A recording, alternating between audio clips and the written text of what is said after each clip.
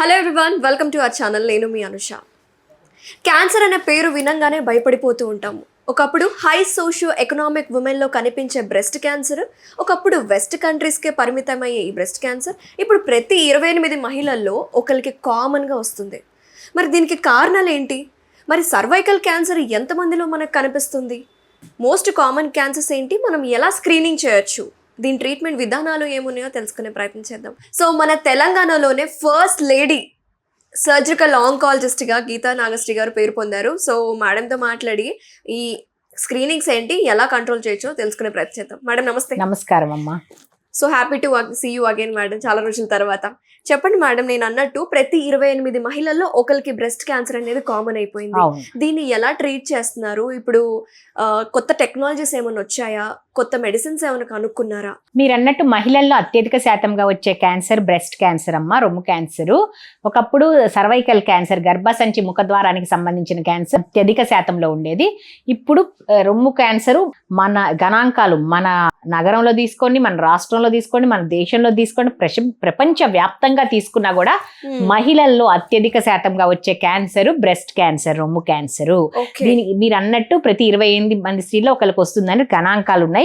And మళ్ళీ మీరు చెప్పినట్టు ఒకప్పుడు పాశ్చాత్య సంస్కృతికి పరిమితమైన ఈ రొమ్ము క్యాన్సర్ ఇప్పుడు మన భారతదేశంలో స్త్రీలలో ఇంత అత్యధిక శాతంగా వస్తానికి కారణాలు ఏంటి అని మనం విశ్లేషించుకుంటే, మనం చూసుకుంటే ఇప్పుడు ఎన్ని రిస్క్ ఫ్యాక్టర్స్, కారణాల కన్నా కూడా కారణం అనేది ఇది కారణం అని క్యాన్సర్కి ఎవరు చెప్పలేరు.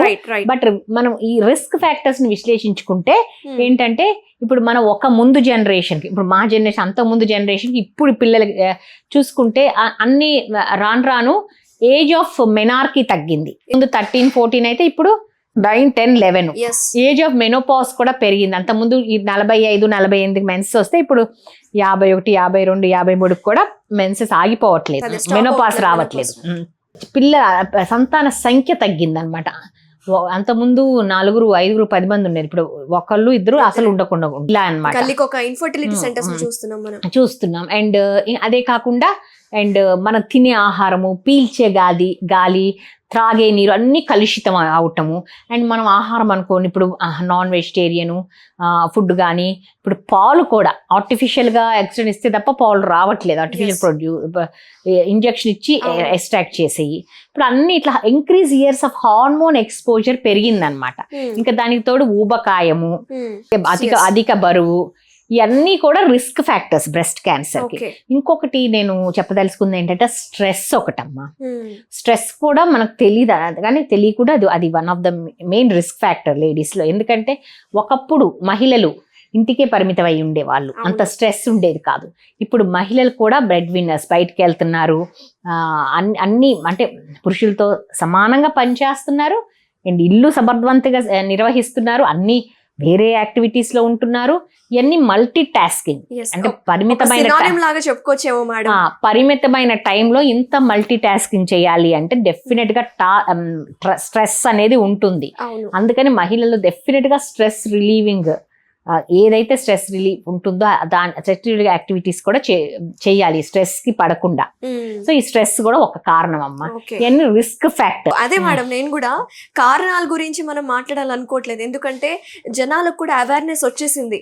క్యాన్సర్ అంటే ఏంటి, ఎందుకు వస్తుంది, ఏంటి అనేది ఎంతో కొంత మన సోషల్ మీడియా ద్వారా అవగాహన అనేది ఉంది. అందుకనే మీతో దిస్ స్పెషల్ ఇంటర్వ్యూ కూడా కొత్తగా టెక్నాలజీస్ ఏమొచ్చాయి, అప్డేట్స్ ఏమొచ్చాయి. ఇప్పుడు అప్డేట్స్ కన్నా first prevention or early detection. Early detection అంటే ప్రివెన్షన్ అంటే ఉండదు కానీ ఎర్లీ డిటెక్షన్ ఉంటుంది. ఎర్లీ డిటెక్షన్ ఏంటంటే ఒక బ్రెస్ట్ క్యాన్సర్ మనం ఇలా చూసుకున్నా కూడా వెస్ట్తో, పాశ్చాత్య దేశాలతో కంపేర్ చేస్తే మన మహిళలకి యావరేజ్ ఇన్సిడెన్స్ 40 to 50 అమ్మా. అక్కడ వెస్ట్లో 50 to 60, అంటే యావరేజ్ ఇన్సిడెన్స్ 10 years లెస్ మన మహిళలకి, తక్కువ. ఎంగేజ్లో బ్రెస్ట్ క్యాన్సర్ వస్తే దాని యొక్క తీవ్రత ఎక్కువగా ఉంటుంది అనమాట. సో అందుకే అమెరికన్ క్యాన్సర్ సొసైటీ ప్రకారం 45 నుంచి స్టార్ట్ చేయాలి స్క్రీనింగ్, మ్యామోగ్రఫీ అనేది. 40 నుంచి 45 వరకు వాళ్ళ డాక్టర్తో మాట్లాడుకొని రిస్క్ ఉన్న వాళ్ళు చేసుకోవాలని ఉంది. కానీ మన దేశంలో 40 నుంచే స్టార్ట్ చేస్తాం బెటర్. ఎందుకంటే ఇన్సిడెన్స్ 10 years లెస్ కాబట్టి యావరేజ్ ఇన్సిడెన్స్. అండ్ 40 నుంచి ఎవ్రీ ఇయర్ చేయించుకుంటే బెటర్. ఏంటంటే ఇప్పుడు మనకు చేతికి తగలాలంటే ఒక ఉసురుకాయ సైజు, ఒక చిన్న రేగాయ సైజ్ అన్న ఉండాలమ్మా, ఉంటేనే తగులుతుంది మన చేతికి, లేకపోతే తగలదు గడ్డ. ఆ లోపలే చాలా కొన్ని అగ్రెసివ్ టైప్స్ అయితే స్టేజ్ 4 కూడా వెళ్ళి ఉంటాయి అన్నమాట. బ్లడ్ లోకి వెళ్ళిపోయి వేరే అవయవాలు వెళ్ళే అవకాశం ఉంది. మ్యామోగ్రఫీలో ఏంటంటే చిన్న మిల్లీమీటర్ ఆవగింజ సైజ్, అంత చిన్న సైజ్ మిల్లీమీటర్ సైజ్ లోనే తెలుస్తుంది అనమాట. తెలుస్తాం వల్ల అది దానికి తీసేస్తాం వల్ల మనకి 95% క్యూర్ ఉంటుంది. అది ప్రివెన్షన్ లో మనం ఐడెంటిఫై చేయగలిగితే, ఎర్లీ డిటెక్షన్ లో ఐడెంటిఫై చేస్తే more than 95% క్యూర్ ఉంటుంది అనమాట. అందుకని ప్రతి మహిళ కూడా 40 దాటిన వాళ్ళు ఎవరు అతిథులు కాదు, దీనికి ఎవరికైనా రావచ్చు, ఎప్పుడైనా రావచ్చు. సో 40 దాటిన స్త్రీలు ప్రతి ఒక్కరు కూడా సంవత్సరం ఒక చీర ఖరీదు కాదమ్మా, ఒక చీర సంవత్సరానికి కొనుక్కోలేదనుకొని ప్రతి ఒక్కరు ఈ మ్యామోగ్రఫీ అని అల్ట్రాసౌండ్ బ్రెస్ట్ స్క్రీనింగ్ చేయించుకోవటం వల్ల చాలా మంది మహిళలు దీని బారిన పడకుండా అడ్వాన్స్ స్టేజ్ లో మా దగ్గరికి రాకుండా ఎర్లీ స్టేజ్ లో డిటెక్ట్ అవుతుంది. అరౌండ్ ఒక 5,000 ఉంటుంది అంతేనా మేడం? అంతకన్నా తక్కువే ఉంటుందమ్మా, 3,000-4,000 అంతే, ఇంకా తక్కువే. సో ప్రతి మహిళ కూడా మ్యామోగ్రఫీ అనేది 40 దాటిన వాళ్ళు చేయించుకోవటం వల్ల ఎర్లీ డిటెక్షన్ ఉంటుంది. అలానే ఒకవేళ దురదృష్టవశాత్తు ఏమన్నా బయటపడినా అంత భయపడాల్సిన అవసరం లేదు, బాధపడాల్సిన అవసరం లేదు. ఈ రోజులో బీపీ షుగర్స్ ఉంటుంది కదా, అందరికి వస్తున్నాయి చాలా మందికి. అలానే ఇది కూడా అలాగే అనుకోవాలి. అంటే బీపీ షుగర్ ఏంటంటే డయాబెటీస్ అని, బీపీ ఏంటంటే hyper tension, diabetes life long ఉంటుంది. ఒకసారి వస్తే లైఫ్ లాంగ్ ఉంటుంది. బట్ ఇదేముంది, బ్రెస్ట్ క్యాన్సర్ ఆ పరిమితమైన కాలంలో ఒక 6 నెలల సంవత్సరం ట్రీట్మెంట్ ఉంటుంది, ఆ తర్వాత నార్మల్గా ఉంటారు. చాలా మంది క్యాన్సర్ చేయించిన వాళ్ళు నార్మల్ లైఫ్ లీడ్ చేస్తారు.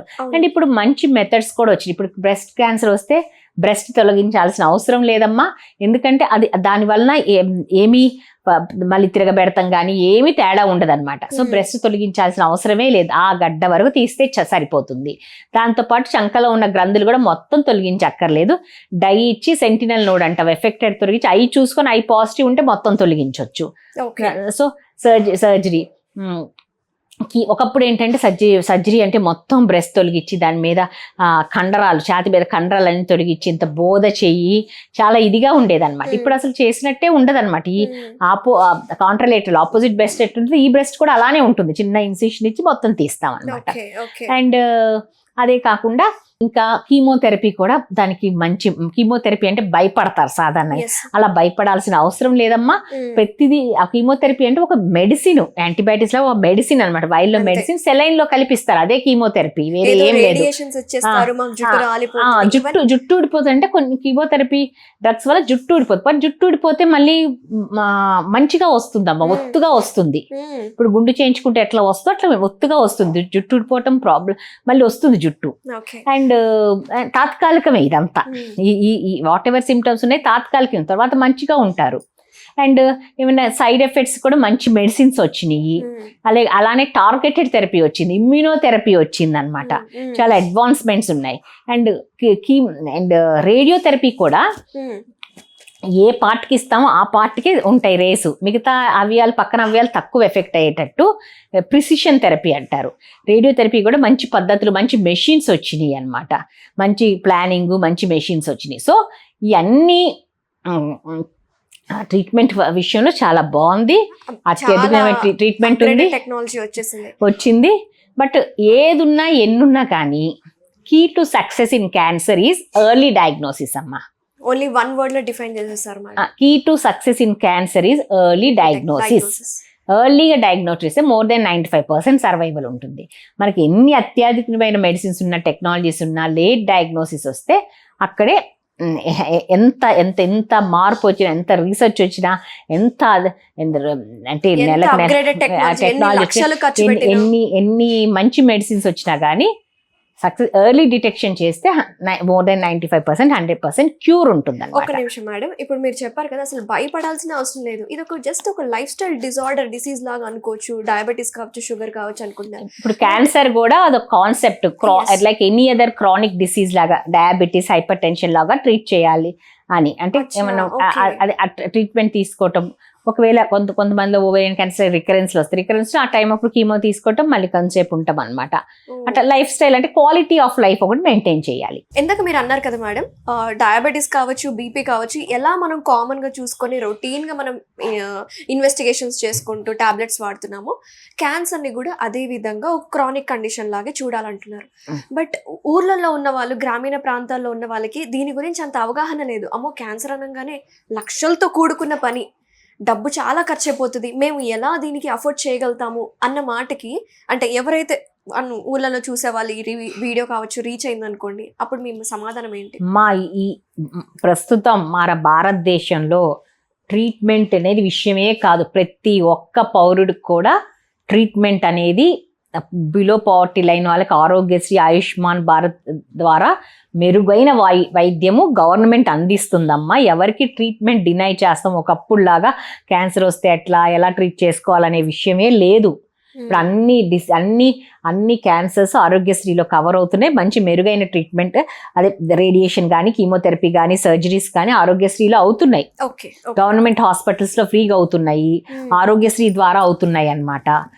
కొన్ని ప్రైవేట్ హాస్పిటల్లో కూడా ఈ స్కీమ్స్ వస్తున్నాయి అన్నమాట.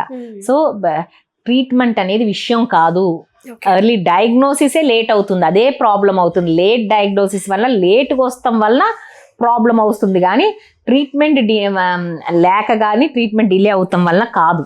ఓకే, ఫ్యామిలీ హిస్టరీ అలాగే జెనెటిక్ హిస్టరీ ఎంతవరకు మనకి ఇక్కడ క్యాన్సర్ రావడానికి కారణం అవుతుంది? కొన్ని cancers, especially breast cancer, ovarian cancer వంశ పారంపర్యంగా వస్తుందమ్మా. Hereditary cancer, hereditary breast and ovarian cancer syndrome అంటారు. బ్రెస్ట్ అండ్ సో అది బ్రకా అనే జీన్ అని ఉంటుంది అనమాట వంశంలో.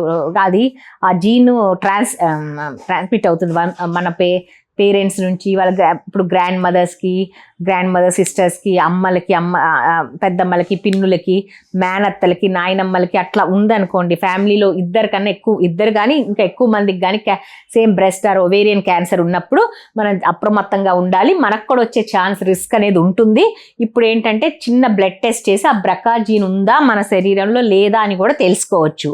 ఒకవేళ నిజంగా ఉంటే ప్రొఫిలాక్టిక్ సర్జరీస్ అంటాం. అంటే ఇప్పుడు మీకు తెలుసు హాలీవుడ్ యాక్ట్రెస్ యాంజెలినా జోలీ గారు, ఆవిడ బైలేటరల్ మాస్టెక్టమీ చేయించుకొని రీకన్స్ట్రక్షన్ అనేది చేయించుకున్నారు. అది వాళ్ళ ఇంట్లో ఆవిడ వాళ్ళ అమ్మమ్మకి ఇలా సఫర్ అవుతాం చూసి ఆ డెసిషన్ తీసుకున్నారమ్మా. అలానే బ్రెస్ట్లు తీసేసి ఒకవేళ ఆ బ్రెస్ట్ 2 తొలగించి రీకన్స్ట్రక్షన్ అనేది చేయించుకున్నారు. అలా కాకపోయినా కూడా ఈ స్క్రీనింగ్ మెథడ్ అనేది తరచుగా, అంటే ఇయర్లీ ఒక మ్యామోగ్రఫీ, ఒక ఎంఆర్ఐ చేయించుకొని ఈ 6 monthsకి ఎంఆర్ఐ చేస్తే నెక్స్ట్ 6 monthsకి మ్యామోగ్రఫీ, అట్లా ఆల్టర్నేట్ చేసుకొని ఏం మిస్ కాకుండా చూసుకోవచ్చు. అండ్ ఎందుకంటే ఈ బ్రకా పాజిటివ్ ఉన్న వాళ్ళకి చాలా high risk of getting breast కానీ, ఒవేరియన్ క్యాన్సర్ కానీ, అండాశయాల క్యాన్సర్ కానీ, రొమ్ము క్యాన్సర్ కానీ వచ్చే ఛాన్స్ చాలా అధికంగా ఉంటుందన్నమాట. అండ్ బ్రెస్ట్ అండ్ పిల్లలు అయిపోయిన తర్వాత 35 years దాటిన తర్వాత బోత్ ఓవరీస్ కూడా తొలగిస్తాం వలన ఈ ఒవేరియన్ క్యాన్సర్ కాకుండా బ్రెస్ట్ క్యాన్సర్ కూడా రిస్క్ తగ్గుతుంది. ఓకే మేడం, ఈ బ్రకా1 జీన్ ఉందని మనం ఎలా తెలుసుకోవచ్చు? అదే బ్లడ్ టెస్ట్ ద్వారా చెప్పాను కదా, ఒక బ్లడ్ టెస్ట్ చేసి ఆ జెనెటిక్ అనాలిసిస్ చేసి మనం దగ్గర అదే హెరిడిటరీగా ట్రాన్స్మిట్ అయ్యే ఆ జీన్ ఉందా మన శరీరంలో లేదా అనేది తెలుస్తుంది. లేకపోతే లైక్ ఎనీ అదర్ ఉమెన్ మనం రిస్క్ ఉంటాం, ఎక్స్ట్రా రిస్క్ ఏమి ఉండదు మన ఫ్యామిలీ హిస్టరీ ఉన్న. ఒకవేళ నిజంగా బ్రకా కానీ పాజిటివ్ వస్తే, 1 కానీ 2 కానీ పాజిటివ్ వస్తే వీఆర్ ఎట్ హై రిస్క్ అమ్మా. సో మనం ఈ మెథడ్స్ అన్ని చేసుకోవాలి. ఓకే, ఈ యుటెన్సిల్స్ గురించి మాట్లాడదాం madam. Usage of utensils, aluminium పాత్రల్లో మనం వండుకుంటే క్యాన్సర్ వస్తుంది అలా అంటే ఇది చెప్తున్నారు కానీ ఇది అని సైంటిఫిక్ గా ప్రూవ్ అయింది ఏమీ లేదమ్మా వాటిలో. ఓకే ఓకే, అలాగే టఫ్లాన్ కోటింగ్ ఉన్న ఈ పాత్రలకి ఉంటుంది కదా, ఈ పాన్స్ కి కావచ్చు, అది ఎక్కువ ఉండడం వలన లేకపోతే తక్కువ? ఇవన్నీ కూడా ఫుడ్ గ్రేడెడేనమ్మా. ఇదంతా ISO మార్క్ ఉన్నదేనమ్మా ఇవన్నీ. సో అంత మనం వరి అవ్వాల్సిన అవసరం లేదు. ఓకే ఓకే, సో కొంతమందికి 2 బ్రెస్ట్లు తీసేసుకుంటారు కదా మేడం, తీయబడుతుంది కదా, సో అది ఏ కండిషన్ లో? అది బ్రాకా పాజిటివ్ ఉన్న వాళ్ళల్లో, ఒకవేళ 2 బ్రెస్ట్లలో క్యాన్సర్ ఉన్న వాళ్ళల్లో, వీళ్ళల్లో ఇలా చేయొచ్చు. ఓకే, మళ్ళీ ఆర్టిఫిషియల్ బ్రెస్ట్ ఇంప్లాంట్స్ అలా పెట్టడానికి పెడతా. LD వెనక నుంచి చర్మం ముందుకు వేసేసి దాని కింద ఇంప్లాంట్ రీకన్స్ట్రక్షన్ చేయొచ్చమ్మా. పేషెంట్ విల్లింగ్ ఉన్న వాళ్ళు మేము కూడా కౌన్సిల్ చేస్తాం patient if they are willing. కొంతమంది వద్దంటారు, కొంతమంది చాలా ఈగర్గా ఇదే కావాలంటారు. అదే కాకుండా ఇక్కడ పొట్ట మీద ఆ ఫ్లాప్ తీసుకొచ్చి చర్మము విత్ ఫ్లెష్ తీసుకొచ్చి ఇక్కడ ట్రాన్స్ప్లాంట్ లాగా అక్కడ నుంచి అక్కడ వెసల్ కట్ చేసి ఇక్కడ వెసలు ఎనాస్టమోస్ చేస్తా ఫ్రీ ఫ్లాప్ అంటారు. Okay, so this will be done under the guidance of plastic surgeon. మేమేమో క్యాన్సర్ పార్ట్ వరకు మేము చేస్తాం, మిగతా ప్లాస్టిక్ సర్జన్ చేస్తారు. ఓకే, సో ఇక్కడ టీమ్ కోఆర్డినేషన్ అనేది చాలా అవసరం. Let's coming to cervical cancer madam. ఇది ఎందుకు ఒకప్పుడు సర్వైకల్ క్యాన్సర్ మోస్ట్ కామన్ గా ఉండేది, ఇప్పుడు ఎందుకు ఇది కొంచెం తగ్గిందంటారు? అంటే రొమ్ము ఒకటి ఏంటంటే రొమ్ము క్యాన్సర్ సంఖ్య ఎక్కువైందమ్మా, అదొకటి కారణం. అండ్ సర్వైకల్ క్యాన్సర్ సంఖ్య కూడా తగ్గింది, ఇంకా తగ్గాలి. అంటే నా దృష్టిలో ఏ స్త్రీకి కూడా సర్వైకల్ క్యాన్సర్ అనేది రాకూడదమ్మా, అసలు ఉండకూడదు. ఎందుకంటే అలాంటిది మన దేశంలో వరల్డ్స్ 1/5 ఆఫ్ అంటే 5వ వంతు మన ప్రపంచవ్యాప్త 5వ వంతు బర్డన్ మన దగ్గర ఉందన్నమాట. ఎందుకు ఉండకూడదు అన్నానంటే దీనికి సర్వైకల్ క్యాన్సర్కి ఒక 10 ఏళ్ల పాటు ప్రీ క్యాన్సరస్ స్టేజ్ అనేది ఉంటుందమ్మా. అంటే ఆ 10 ఏళ్ళలో ఎప్పుడు మనము ఒక ఇన్స్పెక్షన్ చేసిన సర్వీక్స్, ఒక ప్యాప్స్మియర్ చేసిన, ఒక inspection with acetic acid 5% acetic యాసిడ్తో పూసి చూసిన వైట్ ఏరియాస్గా తయారవుతాయి. అలా ఎలాంటి ప్రక్రియ చేసినా కానీ మనం ముందే కనుక్కోవచ్చు, క్యాన్సర్ మారక ముందే మనం కనుక్కోవచ్చు. అలాంటిది మన దేశంలో దురదృష్టం ఏంటంటే స్త్రీలు 3వ స్టేజ్ 4వ స్టేజ్లో వచ్చి దాని బారిన పడి చనిపోతున్నారు. అందులో చాలా యంగ్ వాళ్ళ ప్రొడక్టివ్ ఇయర్స్ ఆఫ్ లైఫ్ 30 నుంచి 50, 60 మధ్యలో అన్నమాట. అంటే ఇది యూజువల్గా గ్రామీణ ప్రాంతాల్లో స్త్రీలలో లో సోషియో ఎకనామిక్ గ్రూప్ ఆఫ్ ఉమెన్లో అధిక శాతంలో వస్తుంది. Pure hygiene, healthy sexual habits, ఇవన్నీ కారణం. ఇది వస్తానికి కారణం ఏంటంటే హెచ్పివి వైరస్ అనే వైరస్ ద్వారా వస్తుందమ్మా, హ్యూమన్ ప్యాపిలోమా వైరస్ అనేది. ఇప్పుడు కరోనా వచ్చినప్పుడు, కోవిడ్ వచ్చినప్పుడు కరోనా వైరస్ వల్ల వస్తుంది కాబట్టి కరోనా వైరస్కి అగెనెస్ట్గా వ్యాక్సిన్ ఉంది. ఇది కూడా హెచ్పివి వైరస్ వల్ల వస్తుంది కాబట్టి దానికి వ్యాక్సినేషన్ ఉంది. అది ఎప్పుడు ఇవ్వాలి అంటే అందరికీ కాదు, ముందు బిఫోర్ సెక్షువల్ ఎక్స్పోజర్ అంటే పెళ్లి కాని పిల్లలకి ఇస్తే బెటరు. అది ఇప్పుడు ఏంటంటే మన దేశంలో గౌరవ ప్రధానమంత్రి గారు మన దేశంలో ఉన్న ఆడపిల్లలందరికీ around 14 years school and college going girls అందరికీ కూడా ఉచితంగా ఈ హెచ్పివి వ్యాక్సిన్ ఇస్తున్నారు. గార్డాసిల్ అది ఇప్పుడు అదే ఇస్తున్నారు, ఒక డోస్. ఎందుకంటే అది ఒక డోస్ కూడా ఎఫెక్టివ్ అని ప్రూవ్ అయింది. బట్ మనకి ఇండిజినస్ వ్యాక్సిన్ కూడా సీరం ఇన్స్టిట్యూట్ వాళ్ళు తయారు చేశారు, అది కూడా ఫ్యూచర్ లో ఇస్తారు. ఇది national roll out programme. So అందరు ఎలిజిబుల్ గర్ల్స్ కి కూడా ఫ్రీగా వస్తుంది అనమాట. సో ఇది వస్తాం వల్ల చాలా మంచిది, ఇది చాలా మంచి పని అనమాట. ఎందుకంటే ఈ సర్వైకల్ క్యాన్సర్ ఫ్యూచర్లో అంటే మేబీ పార్ట్ ఆఫ్ వికసిత్ భారత్లో కూడా ఈ డెసిషన్ అయి ఉండొచ్చు. ఎందుకంటే 2047 కల్లా ఈ సర్వైకల్ క్యాన్సర్ అస్సలు ఉండదు అని చెప్పలేము, బట్ చాలా వరకు ఇన్సిడెన్స్ తగ్గిస్తానికి ప్రయత్నిస్తున్నారు. ఇదైతే ఎర్లీ టీన్స్ కి అయితే ఎక్కువ ఇస్తుంటారు. బట్ ఇన్ కేస్ వాళ్ళు తీసుకోవాలి, ఇట్లా హెచ్పివి వ్యాక్సిన్ తీసుకోవాలి అని 20s లో ఉన్న వాళ్ళు అనుకుంటే అంటే తీసుకోవచ్చు. బట్ పెళ్ళి అయి చాలా రోజులు అయినా వాళ్ళకి 30s 40s లో ఏదో కొంచెం ఉంటుందేమో కానీ అంత ఎక్కువ ఉండదు. ఓకే, ఎఫెక్టివ్నెస్ అనేది అంత ఉండదు అంటారు. ఓకే, సో దీనికి ప్రివెన్షన్ వచ్చేసి వ్యాక్సినేషన్ అంటారు మేడం. సో మరి దీనికి స్క్రీనింగ్ మనం ఎలా చేసుకోవాలంటారు? స్క్రీనింగ్ అనేది ప్యాప్స్మియర్ అమ్మా. ప్యాప్స్మియర్ అంటే ఒక్కొక్కసారి మాస్ స్క్రీనింగ్ అంటే క్యాంప్స్లో అలా చేసేటప్పుడు ప్యాప్స్మియర్ అంటే తీయాలి, ఇంకో చోటకి పంపించాలి, వాళ్ళ ఎక్స్పర్ట్ రిపోర్ట్ చేయాలి. అది లేకుండా WHO ఈ డెవలపింగ్ కంట్రీస్కి ఇంకొక మెథడ్ ఇచ్చింది, ఏంటంటే visual inspection with 5% glacial acetic acid and లూగాల్సైడిన్. అంటే మనం అది సర్వీక్స్కి ఇట్లా ఎగ్జామిన్ చేసి అది పూస్తే అబ్నార్మల్ ఏరియాస్ వైట్గా మారుతాయి, ఆ ఏరియాస్ నుంచి బయాప్సీ తీస్తాం అనమాట. డెవలపింగ్ కంట్రీస్లో స్పెసిఫిక్గా ఇది ఇచ్చింది, VIA విల్లీ అంటారు ఈ మెథడ్స్ అనమాట. ఓకే, మనం ఓవరాల్గా చూసుకుంటే మహిళలకు వచ్చే మోస్ట్ ఇంపార్టెంట్ క్యాన్సర్స్ ఈ సర్వైకల్ కావచ్చు, ఈ ఒవేరియన్ క్యాన్సర్స్ కావచ్చు, బ్రెస్ట్ క్యాన్సర్, వీటన్నిటికీ లైఫ్ స్టైల్ కారణం అని చెప్పుకోవచ్చు అంటారా మేడం? డెఫినెట్గా. అంటే సర్వైకల్ క్యాన్సర్కి అంటే ఒక విధంగా చెప్పొచ్చు. కానీ cervical cancer different, HPV virus వల్ల వస్తుంది. అదేంటంటే unhygiene sexual habit, early marriage, early child birth, having multiple sexual partner having multiple sexual partners, ఇవన్నీ రిస్క్ ఫ్యాక్టర్స్ దానికి. ఎందుకంటే ఈ హెచ్పివి వైరస్ అనేది సెక్షువల్లీ ట్రాన్స్మిటెడ్ వైరస్ అన్నమాట. సో మిగతా బ్రెస్ట్, ఓవేరియన్ క్యాన్సర్ ఒక విధంగా ఈ చెప్పాలంటే breast cancer life style diseases గా కూడా పరిగణించవచ్చు. ఓకే, ఇప్పుడు కొత్త ఏవో టాబ్లెట్స్ వస్తున్నాయి, phase 1 క్లినికల్ ట్రయల్స్ లో ఉన్నాయి అని గత 1 year నుంచి నేనైతే ఈ న్యూస్ విన్నాను madam. What is the update on this? Tablets అంటే ఇప్పుడు వస్తూనే ఉంటాయమ్మా, ఎవ్రీ 2 months ఒక న్యూ డ్రగ్ వస్తూనే ఉంటుంది. అదేం పెద్ద ఇది కాదనమాట. అడ్వాన్స్ క్యాన్సర్స్ కి ఎవ్రీ 2 months ఒక ఇమ్యూనోథెరపీ అని ఆ టాబ్లెట్స్ వస్తూనే ఉంటాయి. బట్ ఇది ఎక్స్పెన్సివ్ థెరపీ కాబట్టి ఫ్యూచర్లో మన ప్రపంచవ్యాప్తంగా రీసెర్చ్ జరుగుతుంది, కేవలం క్యాన్సర్ మీదనే ఎంతో మంది రీసెర్చ్ చేస్తుంది, క్యాన్సర్ మీదనే క్లినికల్ ట్రయల్స్ కూడా జరుగుతున్నాయి. అంటే ఎప్పుడు వరకు ఎక్స్పెక్ట్ చేయగలుగుతాం మేడం? బికాస్ నేను స్కూలింగ్ లో ఉన్నప్పటి నుంచి ఏం ఎక్స్పెక్ట్ చేయాలని, ఇప్పుడు హెచ్పివికి ఎలా అయితే వ్యాక్సినేషన్ ఉందో, అది హెచ్పివి వైరస్ వలన వస్తుంది కాబట్టి ఆ వ్యాక్సినేషన్ ఉందమ్మా. దీనికి థెరప్యూటిక్ వ్యాక్సిన్ అనేది ఆల్రెడీ చాలా ట్రయల్లో ఉంది, ఎన్నేళ్ళ నుంచో ట్రై చేస్తున్నారు. ఇప్పుడు ఏంటంటే ఆ సెల్, ఇప్పుడు మనం ఆ క్యాన్సర్ సెల్ చంపడానికి మనం వ్యాక్సిన్ ఇచ్చామనుకోండి, ఆ వ్యాక్సిన్ ప్రాబ్లం ఏంటంటే క్యాన్సర్ సెల్, ఇప్పుడు హెచ్పివి అనేది ఫారెన్ సెల్ అన్నమా, ఫారెన్ వైరస్, మన శరీరంలో సెల్ కాదు. ఇప్పుడు క్యాన్సర్ సెల్ అనేది వేరే కాదు, మన శరీరంలో సెల్లే, మన శరీరంలో కణమే అబ్నార్మల్ గ్రోత్ అదుపు తప్పి ప్రవర్తిస్తుంది, అదుపు తప్పి గ్రోత్ అవుతుంది. మామూలుగా అయితే ఒక సమతుల్యతగా ఒక సిస్టమేటిక్గా డివైడ్ అవుతాయమ్మా సెల్స్, లక్షల సార్లు అవుతూ ఉంటాయి.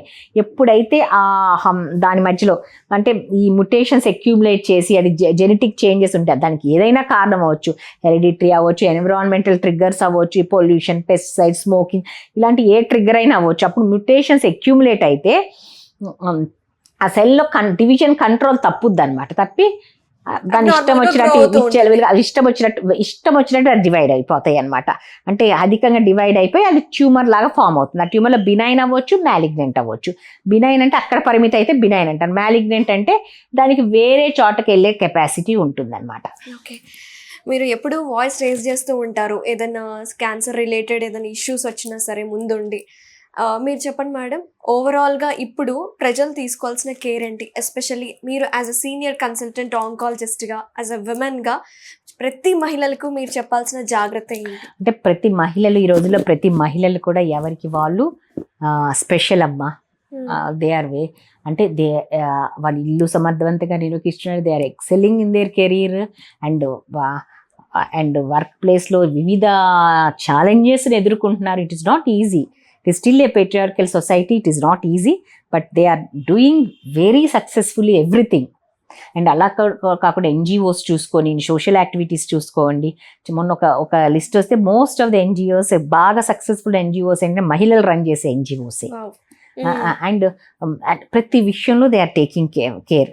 అంటే మనం ఏ కంపెనీ మనం వేసుకునే బట్టల కాడ నుంచి పెట్టుకునే నగల కాడ నుంచి మనం ఎవరితో తెలిసి అన్నిటికీ కేర్ ఉంటుంది. మన లోపల జరిగే ఏం జరుగుతుంది మన శరీరంలో అనే దాని మీద తక్కువ కాన్సన్ట్రేట్ చేయాలి. అంటే వాళ్ళ మీ టైం అని ఇచ్చుకోవట్లేదు. కొంచెం టైం తీసుకొని వాళ్ళ హెల్త్ గురించి పట్టించుకొని స్ట్రెస్ తగ్గించుకొని చేయట్లేదు. అంటే ఇప్పుడు మహిళలు ఎస్పెషలీ మూల స్తంభాలు లాంటి వాళ్ళ పిల్లర్ లాంటి వాళ్ళు లేకపోతే కుటుంబము చాలా ఇదవుతుంది. అందుకని వాళ్ళ హెల్త్ వాళ్ళకి ముఖ్యము అని వాళ్ళకి సింక్ చేసుకొని ఇలాంటి తగిన జాగ్రత్త ఆహార అలవాట్లతో కానీ, ఎక్సర్సైజ్ కానీ, ఈ స్క్రీనింగ్ కానీ తగిన జాగ్రత్తలు తీసుకుంటాం వలన వాళ్ళకి వాళ్ళ కుటుంబానికే కాకుండా సొసైటీకి కూడా చాలా యూస్ఫుల్. చాలా అద్భుతంగా చెప్పారు madam. Thank you so much, మీ వాల్యుబుల్ టైం ఇచ్చినందుకు. Thanks for the interview. నమస్తే. నమస్కారం.